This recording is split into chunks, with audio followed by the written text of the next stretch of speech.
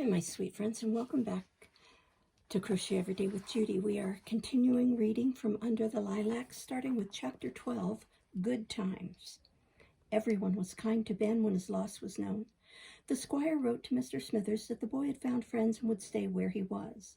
Mrs. Moss consoled him in her motherly way, and the little girls did their very best to be good to poor Benny.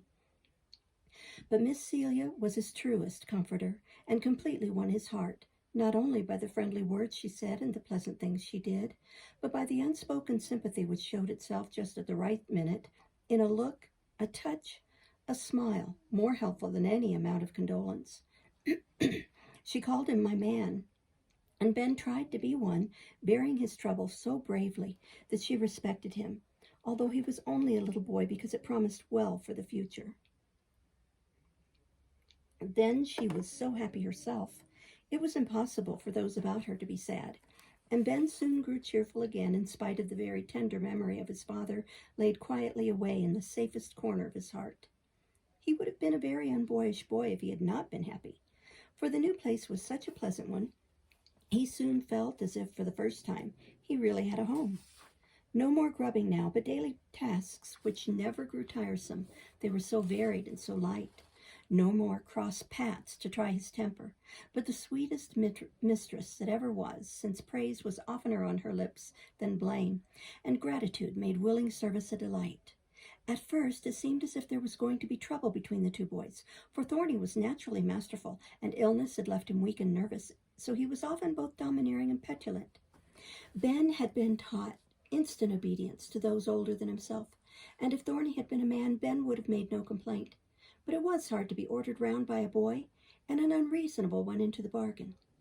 A word from Miss Celia blew away the threatening cloud, however, and for her sake her brother promised to try to be patient. For her sake Ben declared he would never get mad if Mr. Thorny did fidget. And both very soon forgot all about master and man, and lived together like two friendly lads, taking each other's ups and downs good-naturedly, and finding mutual pleasure and profit in the new companionship. The only point on which they never could agree was legs, and many a hearty laugh did they give Miss Celia by their warm and serious discussion of this vexed question. Thorny insisted that Ben was bow-legged. Ben resented the epithet, and declared that the legs of all good horsemen must have a slight curve, and anyone who knew anything about the matter would acknowledge both its necessity and its beauty. Then Thorny would observe that it might be all very well in the saddle, but it made a man waddle like a duck when afoot, whereat Ben would retort that for his part he would rather waddle like a duck than tumble about like a horse with the staggers. He had his opponent there, for poor Thorny did look very like a weak-kneed colt when he tried to walk, but he would never own it, and came down upon Ben with crushing allusions to centaurs, or the Greeks and Romans, who were famous both for their horsemanship and fine limbs.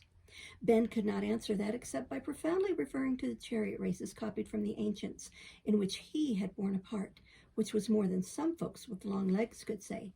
Gentlemen never did that sort of thing, nor did they twit their best friends with their misfortunes, Thorny would remark, casting a pensive glance at his thin hands, longing the while to give Ben a good shaking. This hint would remind the other of his young master's late sufferings, and all he owed his dear mistress, and he usually ended the controversy by turning a few lively somersaults as a vent for his swelling wrath, and came up with his temper all right again. Or, if Thorny happened to be in the wheeled chair, he would trot him round the garden at a pace which nearly took his breath away, thereby proving that if bow-legs were not beautiful to some benighted beings, they were good to go. Thorny liked that, and would drop the subject for the time by politely introducing some more agreeable topic, so the impending quarrel would end in a laugh over some boyish joke, and the word legs be avoided by mutual consent till accident brought it up again. The spirit of rivalry is hidden in the best of us, and is a helpful and inspiring power if we know how to use it. Miss Celia knew this, and tried to make the lads help one another by means of it, not in boastful or ungenerous comparison of each other's gifts, but by interchanging them, giving and taking freely, kindly, and being glad to love what was admirable wherever they found it. Thorny admired Ben's strength, activity, and independence. Ben envied Thorny's learning, good manners, and comfortable surroundings. and when a wise word had set the matter rightly before them, both enjoyed the feeling that there was a certain equality between them, since money could not buy health and practical knowledge was as useful as any that can be found in books.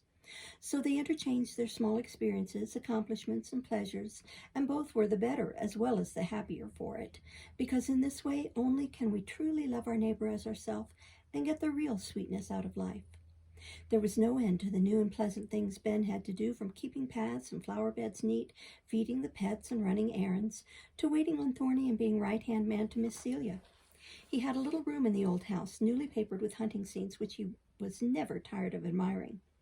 In the closet hung several outgrown suits of Thorny's, made over for his valet, and what Ben valued infinitely more, a pair of boots, well blacked and ready for grand occasions, when he rode abroad, with one old spur found in the attic, brightened up and merely worn for show, since nothing would have induced him to prick beloved Lida with it.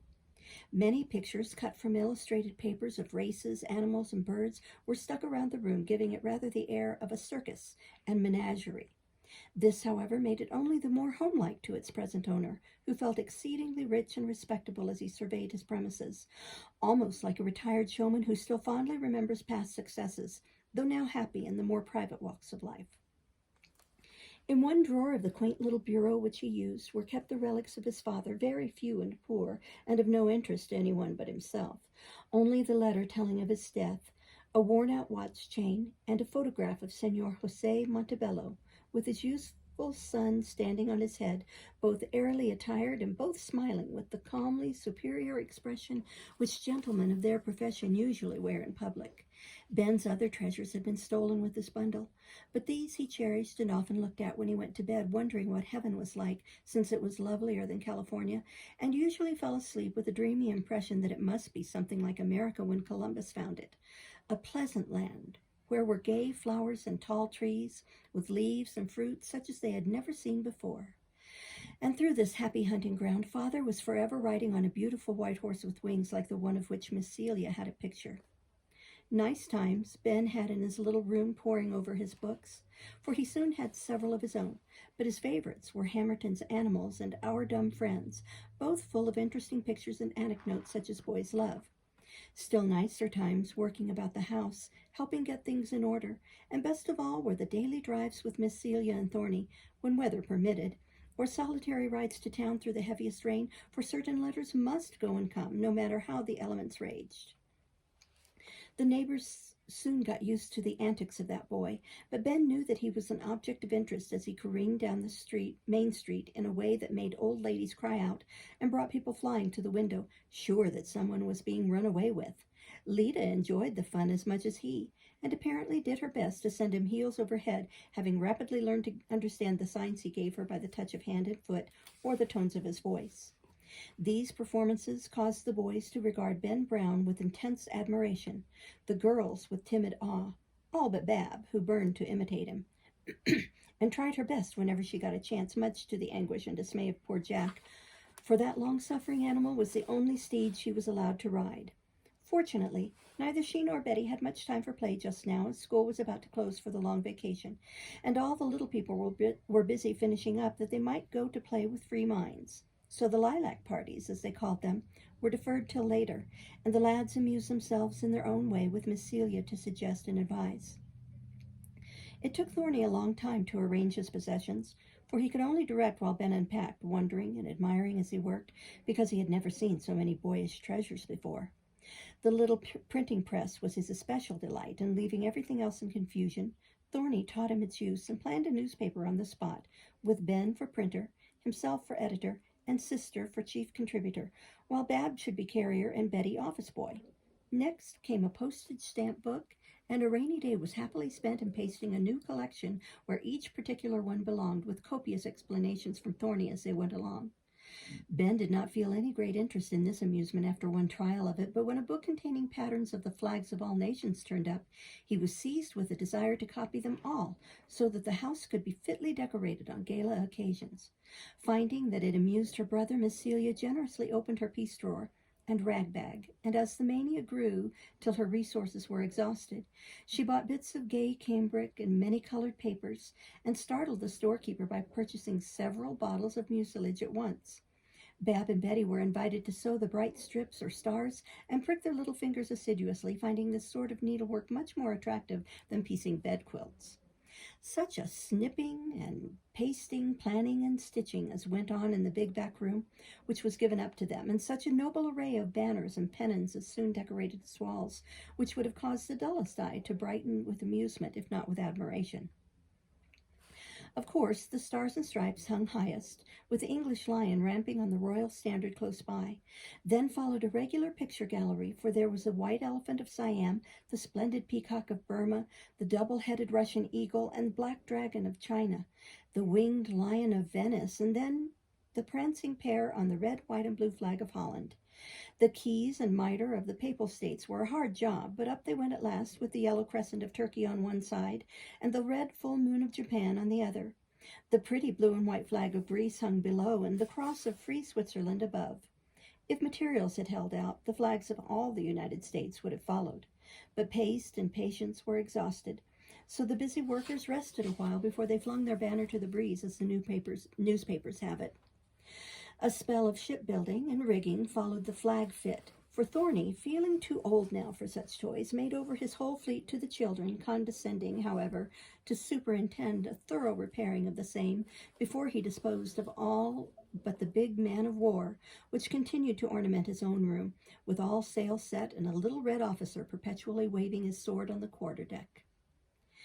These gifts led to out-of-door waterworks, for the brook had to be dammed up, that a shallow ocean might be made where Ben's piratical Red Rover with the black flag might chase and capture Bab's smart frigate Queen, while the bounding Betsy, laden with lumber, safely sailed from Kennebunkport to Massachusetts Bay. Thorny, from his chair, was chief engineer and directed his gang of one how to dig the basin, throw up the embankment, and finally let in the water till the mimic ocean was full. Then regulate the little water gate lest it should overflow and wreck the pretty squadron of ships, boats, canoes, and rafts, which soon rode at anchor there.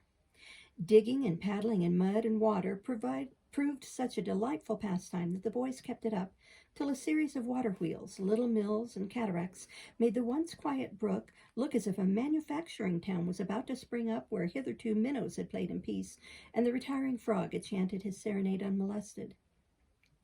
Miss Celia liked all this, for anything which would keep Thorny happy out of doors in the sweet June weather found favor in her eyes, and when the novelty had worn off from home affairs, she planned a series of exploring expeditions which filled their boyish souls with delight. As none of them knew much about the place, it really was quite exciting to start off on a bright morning with a roll of wraps and cushions, lunch, books, and drawing materials packed into the phaeton, and drive at random about the shady roads and lanes, pausing when and where they liked. Wonderful discoveries were made, pretty places were named, plans were drawn, and all sorts of merry adventures befell the pilgrims. Each day they camped in a new spot, and while Lita nibbled the fresh grass at her ease, Miss Celia sketched under the big umbrella, Thorny read or lounged or slept on his rubber blanket, and Ben made himself generally useful. Unloading, filling the artist's water bottle, piling the invalid's cushions, setting out the lunch, running to and fro for a flower or a butterfly, climbing a tree to report the view, reading, chatting, or frolicking with Sancho. Any sort of duty was in Ben's line, and he did them all well, for an out-of-door life was natural to him, and he liked it. Ben, I want an amanuensis, said Thorny, dropping book and pencil one day after a brief interval of silence broken only by the whisper of the young leaves overhead and the soft babble of the brook close by. A what? Asked Ben, pushing back his hat with such an air of amazement that Thorny rather loftily inquired, Don't you know what an amanuensis is? Well, no, not unless it's some relation to an anaconda. Shouldn't think you'd want one of them, anyway. Thorny rolled over with a hoot of derision, and his sister, who sat close by sketching an old gate, looked up to see what was going on. Well, you needn't laugh at a feller. You didn't know what a wombat was when I asked you, and I didn't roar, said Ben, giving his hat a slap as nothing else was handy. The idea of wanting an anaconda tickled me so I couldn't help it. I dare say you'd have got me one if I had asked for it. You are such an obliging chap. Of course I would if I could. Shouldn't be surprised if you did some day. You want such funny things, answered Ben, appeased by the compliment. I'll try the amanuensis first. It's only someone to write for me. I get so tired doing it without a table. You write well enough, and it will be good for you to know something about botany. I intend to teach you, Ben, said Thorny, as if conferring a great favor. It looks pretty hard, muttered Ben, with a doleful glance at the book laid open upon a strew of torn leaves and flowers. No, it isn't. It's regularly jolly, and you'd be no end of a help if you only knew a little. Now suppose I say, bring me a ranunculus bulbosus. How would you know what I wanted? Demanded Thorny, waving his microscope with a learned air. Shouldn't. There are quantities of them all around us, and I want to analyze one. See if you can't guess. Ben stared vaguely from earth to sky and was about to give it up when a buttercup fell at his feet, and he caught sight of Miss Celia smiling at him from behind her brother, who did not see the flower. Suppose you mean this? I don't call 'em rhinoceros bulbourses, so I wasn't sure. And taking the hint as quickly as it was given, Ben presented the buttercup as if he knew all about it. You guessed that remarkably well. Now bring me a Leontodon taraxacum, said Thorny, charmed with the quickness of his pupil and glad to display his learning. Again Ben gazed, but the field was full of early flowers, and if a long pencil had not pointed to a dandelion close by, he would have been lost. Here you are, sir, he answered with a chuckle, and Thorny took his turn at being astonished now. How the dickens did you know that? Try it again, and maybe you'll find out, laughed Ben. Diving haphazard into his book, Thorny demanded a Trifolium pratense. The clever pencil pointed, and Ben brought a red clover, mightily enjoying the joke and thinking that this kind of botany wasn't bad fun. Look here, no fooling, and Thorny sat up to investigate the matter so quickly that his sister had not time to sober down. I've caught you. No fair to tell, Celia. Now, Ben, you've got to learn all about this buttercup to pay for cheating. Very good, sir. Bring on your rhinoceroses, answered Ben, who couldn't help imitating his old friend the clown when he felt particularly jolly. Sit there and write what I tell you, ordered Thorny with all the severity of a strict schoolmaster. Perching himself on the mossy stump, Ben obediently floundered through the following analysis, with constant help in the spelling and much private wonder what would come of it. Phenogamous, exogenous, angiosperm, polypetalous, stamens more than 10, stamens on the receptacle, pistils more than one and separate, leaves without stipules, crowfoot family, genus Ranunculus, botanical name Ranunculus bulbosus. Jerusalem, what a flower! Pistils and crow's feet, and Polly put the kettles on, and angiosperms, and all the rest of them. If that's your botany, I won't take any more, thank you, said Ben as he paused as hot and red as if he had been running a race. Yes, you will. You'll learn all that by heart, and then I shall give you a dandelion to do. You'll like that because it means dent de lion, or lion's tooth, and I'll show them to you through my glass. You've no idea how interesting it is, and what heaps of pretty things you'll see, answered Thorny, who had already discovered how charming the study was, and had found great satisfaction in it since he had been forbidden more active pleasures. What's the good of it anyway? Asked Ben, who would rather have been set to mowing the big field than to the task before him. It tells all about it in my book here, Gray's Botany for Young People. But I can tell you what use it is to us, continued Thorny, crossing his legs in the air and preparing to argue the matter, comfortably lying flat on his back. We are a scientific exploration society, and we must keep an account of all the plants, animals, minerals, and so on as we come across them. Then, suppose we get lost and have to hunt for food. How are we to know what is safe and what isn't? Come now, do you know the difference between a toadstool and a mushroom? No, I don't. Then I'll teach you someday. There is sweet flag and poisonous flag and all sorts of berries and things, and you'd better look out when you are in the woods, or you'll touch ivy and dogwood and have a horrid time if you don't know your botany. Thorny learned much of his by sad experience, and you will be wise to take his advice, said Miss Celia, recalling her brother's various mishaps before the new fancy came on. Didn't I have a time of it, though, when I had to go round for a week with plantain leaves and cream stuck all over my face. Just pick some pretty red dogwood, Ben, and then I was a regular guy with a face like a lobster, and my eyes swelled out of sight. Come along and learn right away, and never get into scrapes like most fellows. Impressed by this warning and attracted by Thorny's enthusiasm, Ben cast himself down upon the blanket, and for an hour the two heads bobbed to and fro, from microscope to book, the teacher airing his small knowledge, the pupil more and more interested in the new and curious things he saw or heard, though it must be confessed that Ben infinitely preferred to watch ants and bugs, queer little worms and gauzy-winged flies, rather than putter over plants with long names. He did not dare to say so, however, but when Thorny asked him if it wasn't capital fun, he dodged cleverly by proposing to hunt up the flowers for his master to study, offering to learn about the dangerous ones, but pleading want of time to investigate this pleasing science very deeply. As Thorny had talked himself hoarse, he was very ready to dismiss his class of one to fish the milk bottle out of the brook, and recess was prolonged till next day. But both boys found a new pleasure in the pretty pastime they made of it, for active Ben ranged the woods and fields with a tin box slung over his shoulder, and feeble Thorny had a little room fitted up for his own use, where he pressed flowers and newspaper books, dried herbs on the walls, had bottles and cups, pans, and platters for his treasures, and made as much litter as he liked.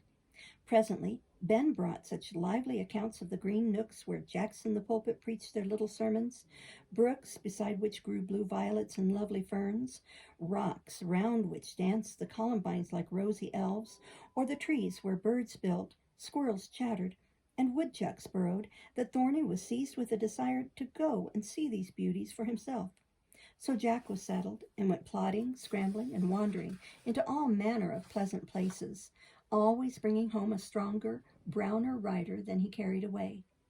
This delighted Miss Celia, and she gladly saw them ramble off together, leaving her time to stitch happily at certain dainty bits of sewing, write voluminous letters, or dream over others quite as long, swinging in her hammock under the lilacs. We'll stop there for now and start next time with Chapter 13. Thank you for listening. Bye-bye.